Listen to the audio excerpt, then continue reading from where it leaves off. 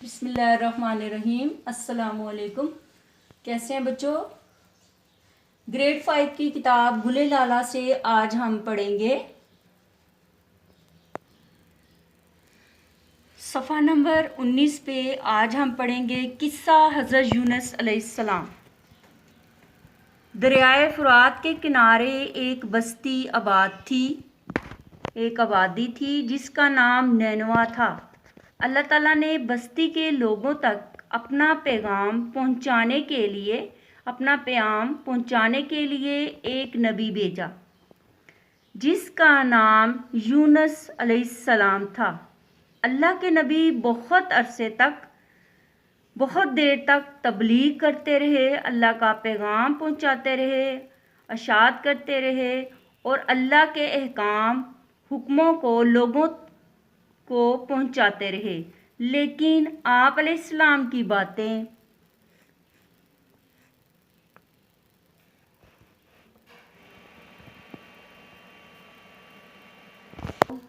ماننا تو دور کی بات تھی، لوگ ان کا مذاق اڑاتے تھے۔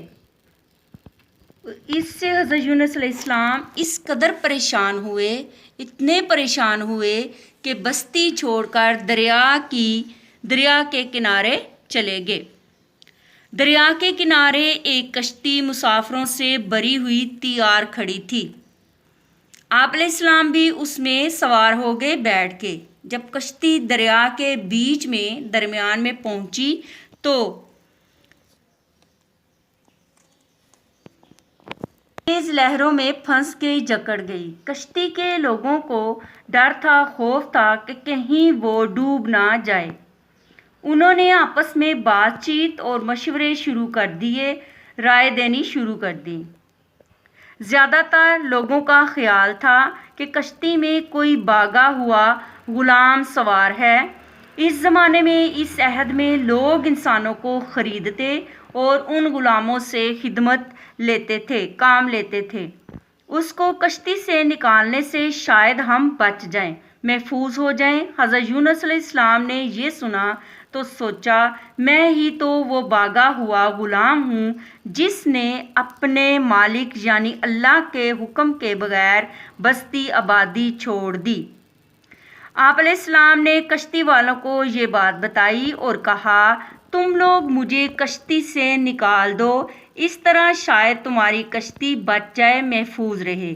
کشتی والوں نے کہا، نہیں، ایسا کیسے ہو سکتا ہے، ہم آپ کو کیسے پھینک دیں؟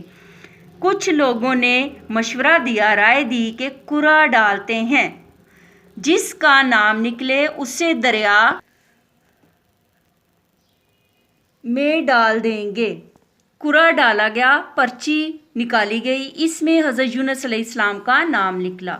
سب نے ان کے نورانی چمکتے دمکتے چہرے کو دیکھا اور کہا، نہیں، دوبارہ کرا ڈالو، دوبارہ سے وہ قرآن اندازی کرو، پرچی نکالو۔ لیکن ایک دفعہ پھر دوبارہ کرا ڈالو، لیکن ایک دفعہ پھر حضرت یونس علیہ السلام ہی کا نام نکلا۔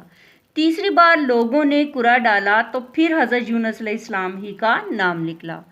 آخر کار نہ چاہتے ہوئے بھی لوگوں نے حضرت یونس علیہ السلام کو دریا کے حوالے کر دیا، سپرد کر دیا۔ جیسے ہی آپ علیہ السلام پانی میں گرے، ایک بہت بڑی مچھلی نے انہیں نگل لیا، کھا لیا۔ حضرت یونس علیہ السلام نے محسوس کیا، انہیں پتہ چلا کہ وہ مچھلی کے پیٹ میں ہیں اور زندہ ہیں۔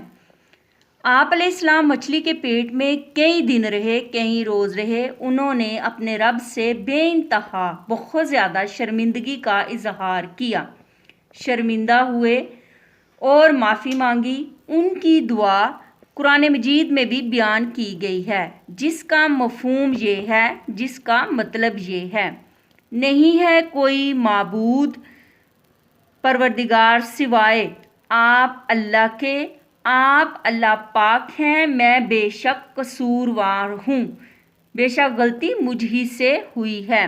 اللہ تعالیٰ نے حضرت یونس علیہ السلام کو معاف فرماتے ہوئے ارشاد فرمایا، مفہوم، پھر سن لی ہم نے اس یعنی یونس علیہ السلام کی فریاد، دعا اور گھٹن سے نجات دی اور حبس سے نے چھٹکارا دیا۔ اللہ کے حکم سے مچھلی نے حضرت یونس علیہ السلام کو کنارے پر اگل دیا، پھینک دیا۔ مچھلی کے پیٹ میں کئی دن کئی روز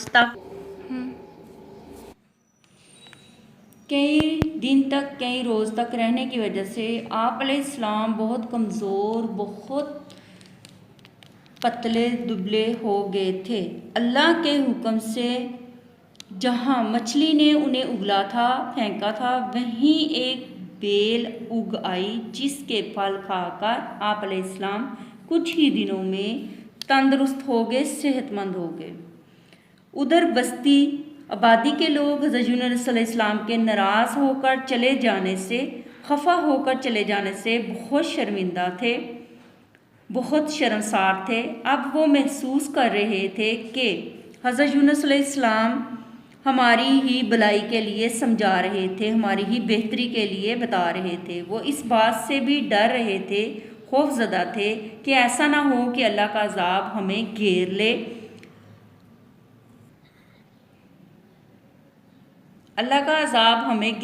پکڑ لے۔ اپنے سے پچھلی قوموں پر نازل ہونے والے، اترنے والے عذاب کے بارے میں وہ اپنے بزرگوں سے سن بھی چکے تھے۔ وہ قومیں جنہوں نے اللہ کے حکم کو نہ مانا، تسلیم نہ کیا اور اپنی مرضی کرتے رہے، ان پر اللہ کا عذاب نازل ہوا۔ ان لوگوں نے حضرت یونس علیہ السلام کو ڈھونڈنا شروع کر دیا، تلاش کرنا شروع کر دیا۔ جب وہ نہ ملے تو سب بستی سے باہر نکل آئے، آبادی سے باہر آ گئے اور ایک کھلے میدان میں جمع ہو کر، اکٹھے ہو کر اللہ سے ان الفاظ میں توبہ کی، باز رہنا کے لیے اپنے قول و فعل سے باز رہنا۔ اے اللہ، حضرت یونس علیہ السلام تیرا جو پیغام لائے تھے، تیرا جو حکم لائے تھے، تیرا جو پیغام لے کر آئے تھے، ہم اس کو سچ مانتے ہیں، صحیح مانتے ہیں، اس پر ایمان لاتے ہیں۔ اصل میں در حقیقت آپ اللہ ہی عبادت کے لائق ہیں۔ اللہ نے سچے دل سے کی جانے والی ان کی توبہ قبول فرمائی اور وہ سزا سے بچ گئے۔